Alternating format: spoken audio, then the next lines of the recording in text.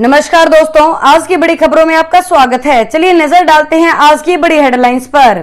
लंबी चुप्पी के बाद एमपी की राजनीति में लौटने के सवाल पर बोले ज्योतिरादित्य सिंधिया, टाइगर अभी जिंदा है। इसके बाद हम जानेंगे कि बंगाल खाली करने का नोटिस मिलने के बाद सामने आया प्रियंका गांधी के लखनऊ शिफ्ट करने का ऐलान। इसके बाद हम जानेंगे कि मध्य प्रदेश के शिवराज सिंह चौहान मंत्रिमंडल के विस्तार पर पूर्व मुख्यमंत्री उमा भारती नाखुश। इसके अलावा आईपीएल 13 का भारत से बाहर होना लगभग तय, इन दो देशों के बीच है आयोजन की रेस। अगली बड़ी खबर में हम जानेंगे कि सुशांत सिंह राजपूत ने सुसाइड से ठीक पहले गूगल पर यह किया था सर्च, पढ़कर हो गए थे परेशान और फिर किया था सुसाइड। दोस्तों, अगर आप चीनी सामान का बहिष्कार करते हैं तो इस वीडियो को जरूर लाइक करें। आज की पहली बड़ी खबर में पेश है चीनी बीमारी का बिल्कुल ताजा अपडेट पूरे देश भर से। देश में कोरोना के बढ़ते मामलों के बीच सरकार ने टेस्टिंग की क्षमता भी बढ़ा दी है। अब हर रोज 2 से 3 लाख लोगों की जांच हो रही है। अब तक देश भर में 90,56,173 लोगों की जांच हो चुकी है। राहत की बात तो ये है कि इनमें से 6.70% यानी 6,06,938 लोगों की रिपोर्ट ही पॉजिटिव आई, बाकी सबकी रिपोर्ट नेगेटिव निकली। आईसीएमआर के मुताबिक 1 जुलाई को देश में 2,29,588 लोगों की जांच हुई।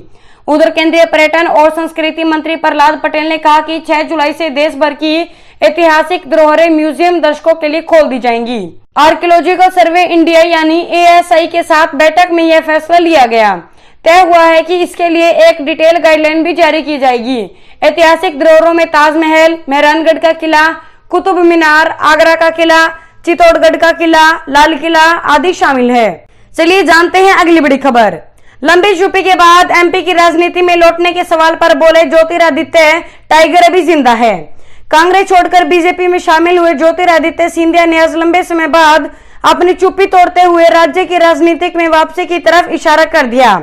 मध्य प्रदेश में आज शिवराज सिंह चौहान सरकार की कैबिनेट विस्तार में अपने 11 समर्थकों को मंत्री बनवाने वाले सिंधिया ने 1 महीनों की चुप्पी के बाद बस एक लाइन में ही सारी अटकलों पर विराम लगा दिया। सिंधिया ने कहा, टाइगर जिंदा है। बीजेपी नेता सिंधिया हाल ही में राज्यसभा के लिए चुने गए हैं। मार्च में छोड़ी अपनी 19 साल पुरानी पार्टी पर हमला करते हुए सिंधिया ने कहा, अन्याय के खिलाफ लड़ना हमारा कर्तव्य है। यहाँ तक कि अगर इसका मतलब युद्ध है तो ज्योतिरादित्य सिंधिया अग्रिम पंक्ति में होंगे। पिछले 2 महीनों में लोग मेरे चरित्र को कलंकित करने की कोशिश कर रहे हैं। मैं उन्हें बताना चाहता हूँ, टाइगर अभी जिंदा है। चलिए जानते हैं अगली बड़ी खबर।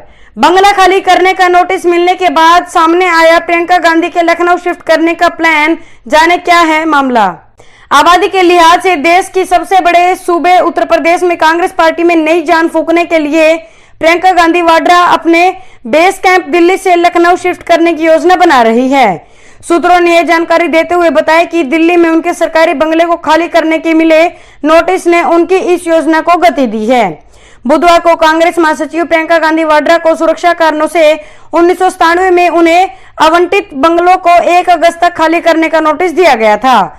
इस नोटिस में कहा गया है कि आवंटन रद्द हो गया है क्योंकि अब वे स्पेशल प्रोजेक्शन ग्रुप प्रोटेक्टी नहीं है। इसके साथ ही उन्हें 3.26 लाख रुपए का बकाया भुगतान करने के लिए भी कहा गया था, जो उन्होंने तुरंत ऑनलाइन कर दिया था। सरकारी बंगला खाली करने के मिले नोटिस कांग्रेस ने तीखी प्रतिक्रिया जताई थी। बात करेंगे आज की अगली बड़ी खबर की। रेलवे में निजीकरण को लेकर राहुल गांधी का केंद्र पर वार, जनता इसका करारा जवाब देगी। कांग्रेस नेता राहुल गांधी ने आज रेलवे के निजीकरण के अपने पहले कदम पर सरकार को आड़े हाथों लेते हुए सुझाव दिया कि जनता इस कदम के लिए उसे माफ नहीं करेगी। सरकार ने आज रेलगाड़ियों के निजीकरण का पहला कदम उठाया है, जिसमें निजी कंपनियों से यात्री ट्रेन चलाने के प्रस्ताव आमंत्रित किए गए हैं। मंत्रालय के प्रस्ताव के अनुसार निजी फर्म रेलगाड़ियों को 35 वर्षों तक चला सकती है। रेल मंत्रालय ने एक बयान में कहा है कि इस प्रस्ताव में 109 मार्गों पर 151 ट्रेनें चलाने की योजना है, जो 30,000 करोड़ रुपए की निजी निवेश की मांग करेगी। दुनिया का सबसे बड़ा रेलवे नेटवर्क जो लगभग 13,000 ट्रेनों में चलता है। रेलवे लगभग 12 लाख लोगों को रोजगार देता है। यात्री सेवाओं का एक हिस्सा सब्सिडी पर चलता है, जो कि इन वर्षों में बड़े नुकसान की वजह बना और जिसे मंत्रालय को पुनः प्राप्त करने में असमर्थ रहा है। चलिए जानते हैं अगली बड़ी खबर। मध्य प्रदेश के शिवराज सिंह चौहान मंत्रिमंडल के विस्तार पर पूर्व मुख्यमंत्री उमा भारती नाखुश। मध्य प्रदेश में शिवराज सिंह चौहान सरकार के मंत्रिमंडल का गुरुवार को विस्तार किया गया।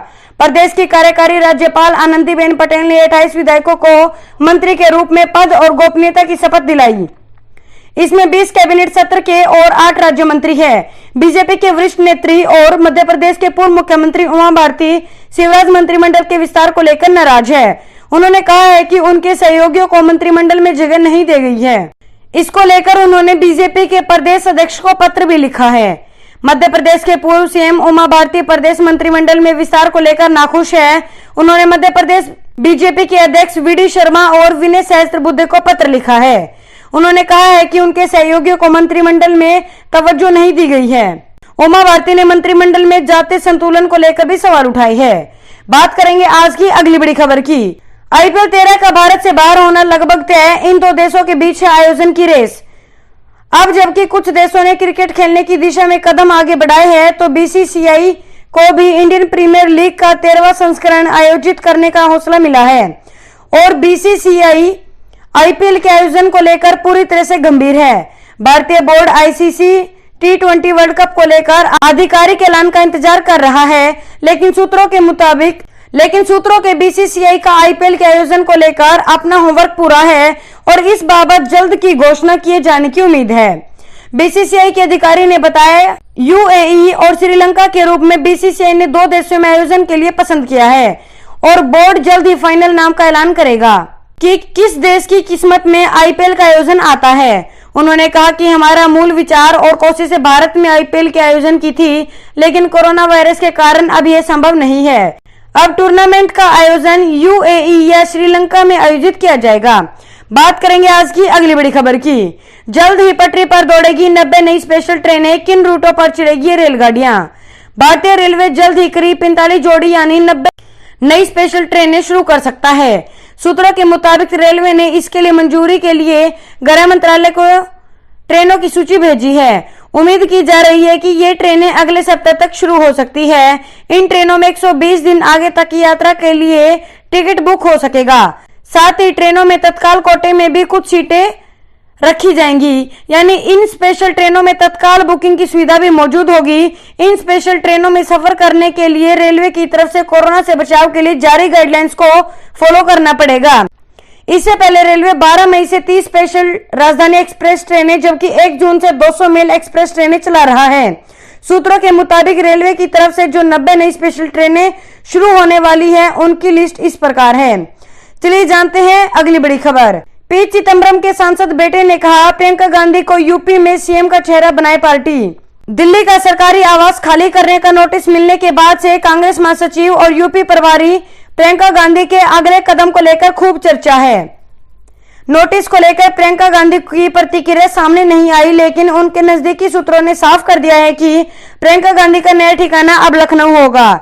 इन सब के बीच पी चिदंबरम के बेटे और कांग्रेस सांसद कार्ति चिदंबरम ने प्रियंका गांधी को यूपी में मुख्यमंत्री का उम्मीदवार बनाए जाने की वकालत की है। कार्ति ने ट्विटर पर लिखा, राष्ट्रीय सतह पर कांग्रेस को पुनर्जीवित करने का रास्ता उत्तर प्रदेश से होकर गुजरता है। पार्टी को अपना इरादा स्पष्ट करने के लिए प्रियंका गांधी को उत्तर प्रदेश में मुख्यमंत्री का उम्मीदवार घोषित करना चाहिए। प्रियंका गांधी को लखनऊ में ही रहकर कमान संभालनी चाहिए। चलिए जानते हैं अगली बड़ी खबर। श्रीसंत ने किया खुलासा, स्पॉट फिक्सिंग मामले में गिरफ्तार होने के बाद जब उन्हें आतंकी वार्ड ले जाया गया। अग्रेसिव रवैया और घातक गति के साथ आक्रामक रवैया श्रीसंत के पास सबसे प्रभावशाली भारतीय पेसरों में से एक के रूप में टीम में अपनी जगह पक्की करने का टैलेंट था। केरल पेसर 2007 T20 विश्व कप और 2011 एक दिवसीय विश्व कप के MS धोनी की अगुवाई वाली खिताबी जीत का हिस्सा भी था। हालांकि 2013 के IPL स्पॉट फिक्सिंग में उनकी कथित भूमिका के लिए सुप्रीम कोर्ट द्वारा आजीवन प्रतिबंध लगाए जाने के बाद उनके कैरियर ने एक अप्रत्याशित मोड़ लिया। आजीवन प्रतिबंध में 7 साल की कटौती की गई थी, लेकिन इस पूरी घटना ने निश्चित रूप इस पेसर की जिंदगी में ठहराव ला दिया। अगली बड़ी खबर। रेलवे ने रचा इतिहास, 1 जुलाई को 100% ट्रेनों में समय पर पूरा किया सफर। भारतीय रेलवे ने एक तरह से इतिहास रच दिया है। ऐसा पहली बार हुआ है जब सभी ट्रेनों ने तय समय में अपना सफर तय किया। रेलवे के इतिहास में ये नया अध्याय 1 जुलाई 2020 को जुड़ा, जब ट्रेनें तय किए गए टाइम टेबल के हिसाब से सही समय पर अपने गंतव्य पहुंची। रेल मंत्रालय ने इस बात की जानकारी दी। रेल मंत्रालय ने ट्वीट करते हुए कहा, इतिहास में पहली बार भारतीय रेलवे ने पहली बार 1 जुलाई 2020 को 100% समय अनुकूल काम किया।